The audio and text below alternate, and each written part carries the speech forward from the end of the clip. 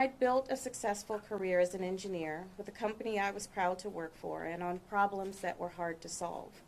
I'd worked so hard for that, and my parents gave up so much so that I could achieve that. However, when I got to Oregon, there was one problem I couldn't figure out, and that was how to find the type of high-paying professional opportunities that were available to me in other states. Basically, I couldn't get a job in Oregon as well as I could get one somewhere else.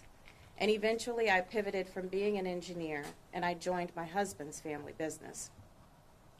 And as we became a part of the community, I heard the same story told over and over and over again.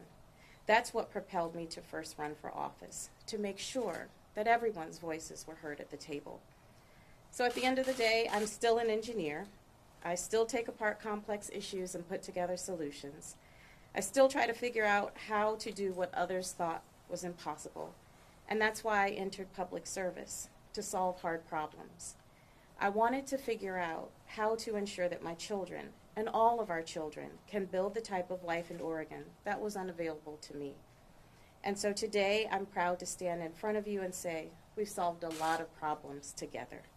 We've built up our semiconductor industry to create more high-paying jobs, and we are holding the line in Oregon to ensure that every person has the right to make their own health care decisions. But friends,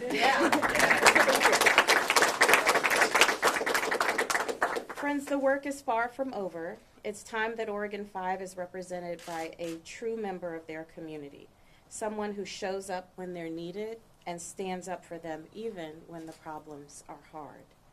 I want every single person in this state to know that their children will be able to build a life here, to afford a house, to get a job that pays well, to build a retirement, and to watch their children build their own lives in this state, to know that they are able to give their kids more opportunities than they had themselves. So, it's not lost on me that I am one generation removed from segregation. It's not lost on me that we're making history. And I am proud to be the first, but not the last, Black member of Congress from Oregon.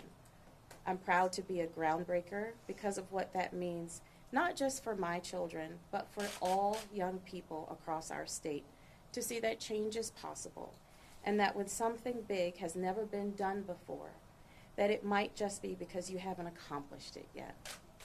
So Oregon, we have a lot of work to do, but I've always taught my kids that hard work pays off, and I'll put in the work each and every day for you, for your families, and for our future. So today, we chart a new path forward for Oregon. Thank you.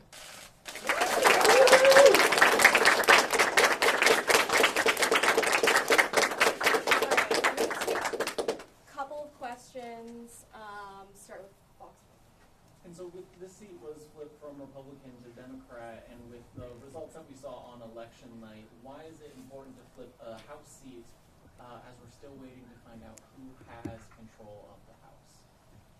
Well, I think it's important for voters to know that they elected the best person possible to bring their voices forth in Congress. And what I've always tried to do as a swing district representative is to not distinguish between my Democratic constituents and my Republican constituents, but to really bring the voices of every constituent to the State House and now to D.C. So that is what is important to me. And so how do you think this election result will impact the national stage? Congress is getting a great leader. Yeah. Yes. Representative Bynum, has the Congresswoman conceded yet?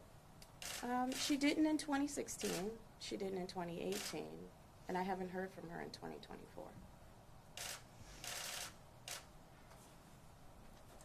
What are your top priorities when you get to D.C., and how are you planning to work across the aisle once you get there?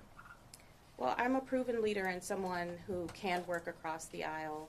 I think that's very important. And as I mentioned to you, I don't distinguish the political leanings of my constituents. I just take what they tell me at their word, right? And so they've told me at the doors, on phones, in the public, they've told me they want health care. They want reproductive health care. They want mental health care. They want to make sure there are hospitals and doctors' facilities in their neighborhoods. So health care is one. Particularly in Deschutes, they want to make sure that their life and property are not continuously harmed by wildfires, and subsequently our air, both their air quality there and our air quality here in the Portland area.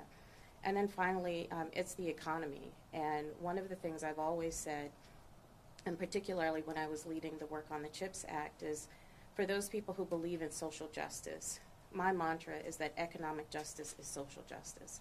And so when you're focusing on the economy, when people have enough money to pay their bills, when they can afford the house a home that's comfortable for them, when they can retire comfortably, when they have enough money and they're not choosing between their medical bills and food, it's the economy.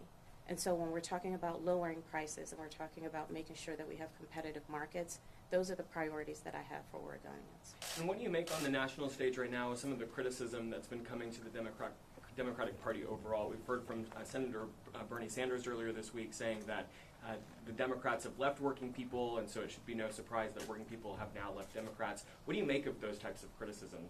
I live in Oregon, and I represent and stand up for Oregonians hardcore. And so whatever's happening nationally, I think that's the politics of distraction. I've always been laser focused. It's what my husband loves and kind of cringes about me.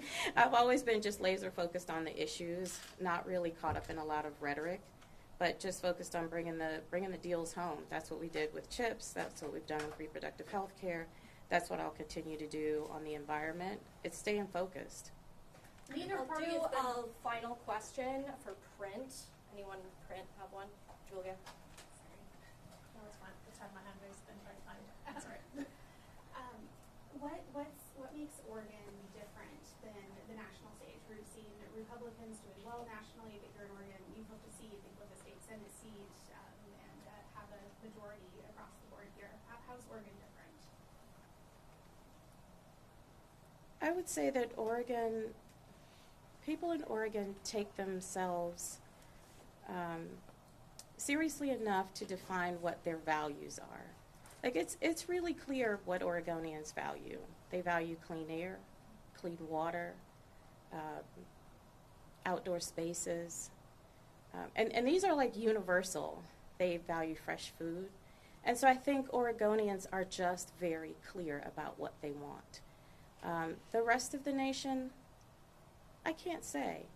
All I can say is I know that when I'm at the doors, when I'm on the phones, people come up to me. Like one woman told me that she wanted her son to build a mother-in-law unit in his new house because her rent was rising faster than her Social Security. Like Oregonians just tell you what they have to say. They don't beat around the bush, and they're just focused. All right.